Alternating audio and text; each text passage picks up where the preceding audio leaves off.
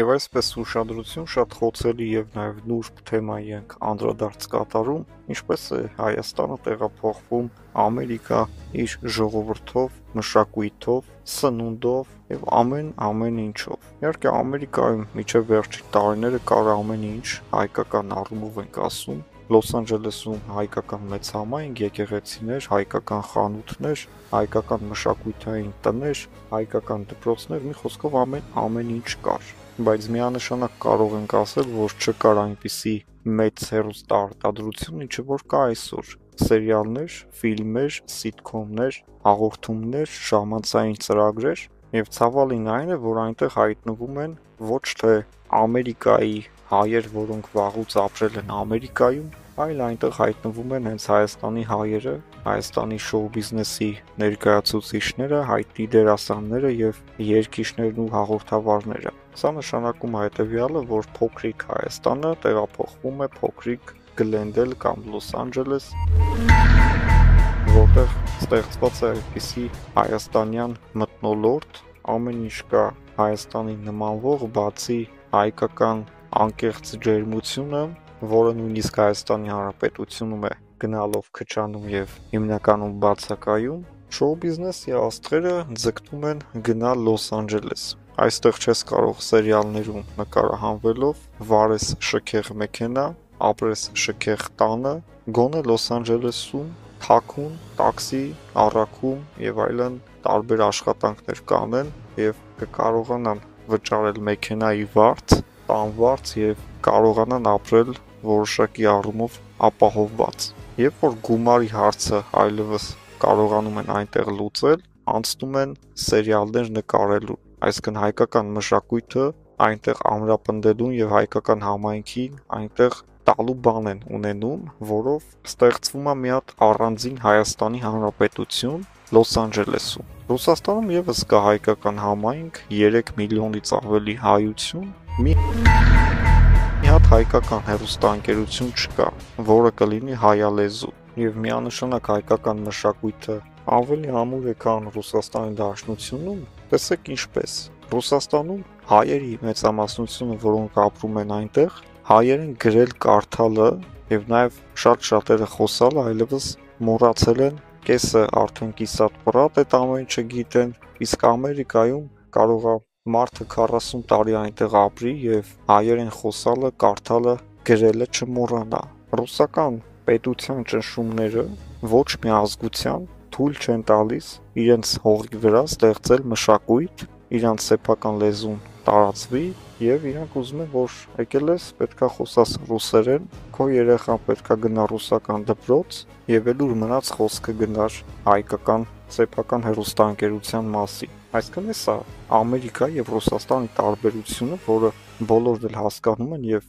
դրա համար էլ Հայաստանի ժողովրդի մեծամասնությունը ձգտում է Ամերիկա։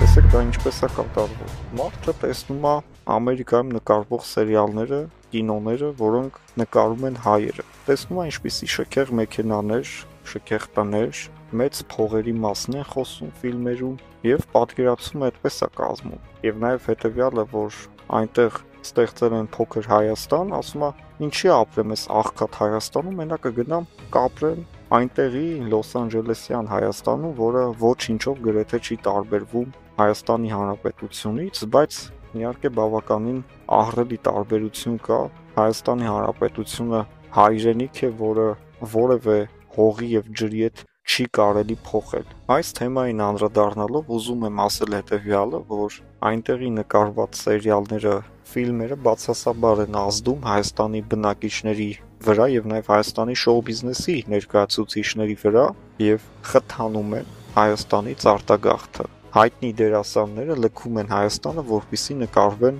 Լոս Անջելեսյան սիթքոմներում եւ սերիալներում։ Իհարկե Վաչե Թովմասյանը վերջերս Օսկար ստացավ եւ մարդիկ ավելի ոգևորվեցին, որ ապագան Ամերիկայում է։ Ալիևը պնդում է, որ Ֆրանսիան դեմ է Հայաստանի եւ Ադրբեջանի միջև խաղաղության համաձայնագրի բովանդակությանը, այն թե ինչ է անելու Հայաստանը եւ ինչ է անելու Ադրբեջանը ըստ այդ խաղաղության համաձայնագրի, որի մեծամասնությունը հայ ժողովուրդը տեղյակ չէ, թե ինչ է գրված այդտեղ, միայն մենք վերջերս իմացանք, որ խոսքը գնում է այն մասին, որ պետք է սահմանից դուրս գան եվրոպացի դիտորդները, պետք է Հայաստանը իր դիմումները ետ վերցնի ընդդեմ Ադրբեջանի եվրոպական դատարանից, այսինքն սրանք բաներ են, որոնք խաղաղության համաձայնագրի հետ կապ չունեն, բայց ադրբեջանական իշխանությունները այդ ամեն ինչը մտցրել են որպես պայման եւ երկար տարիներ քննարկվել է, Հայաստանը մերժել է եւ վերջին ժամանակներում միայն Հայաստանը զիջումների գնաց եւ ասաց, որ իրենք կողմ են, թող չլինեն դիտորդները սահմաններին, բայց լինի խաղաղության համաձայնագիր եւ հետեւաբար նաեւ ըստ էության խաղաղություն։ Բայց մենք այդ պայմանագիրը չենք կնքում, օրինակ, ինչ-որ մի ժողովրդավար երկրի հետ։ Խաղաղության պայմանագիրը Հայաստանը կնքում է մի պետության հետ, որը ահաբեկչական պետություն է, իր երկրի ղեկավարը դիկտատուրայի վառ ներկայացուցիչը դիկտատոր է եւ Հայաստանը որևէ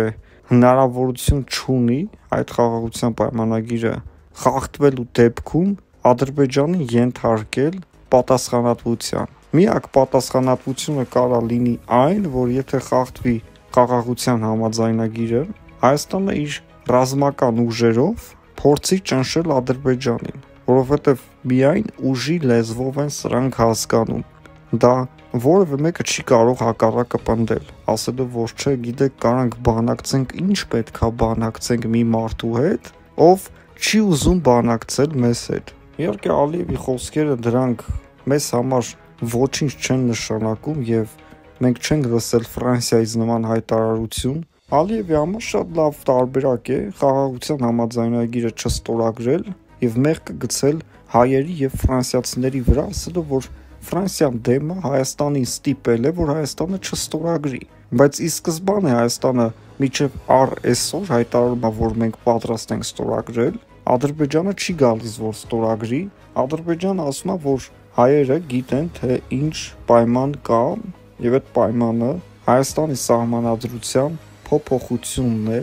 անկախության հռչակագրի հիման վրա ստեղծված սահմանադրությունը պետքա փոխվի։ Հայաստանի Հանրապետության որևէ քաղաքացի Ադրբեջանի պահանջով սահմանադրության փոփոխության մասին քվեարկությանը չի քվեարկի այո, որովհետև դա ինքը կենթադրի Ադրբեջանի պահանջի կատարում եւ Հայաստանի որևէ քաղաքացի Ադրբեջանի պահանջի կատարում չի կարող իրականացնել։ Սա նաեւ գիտի իշխանությունը եւ գիտեն, որ եթե վաղը դնեն սահմանադրության փոփոխություն, նույնիսկ հանուն խաղաղության, եթե դա պետքա լինի Ադրբեջանի պահանջով, դա ժողովուրդը մերժելու է։ Այնպես որ Ադրբեջանի ղեկավարությունը պետքա համակերպի կամ այս պայմաններում ստորագրվում է խաղաղության պայմանագիր կամ չի ստորագրվում խաղաղության պայմանագիր։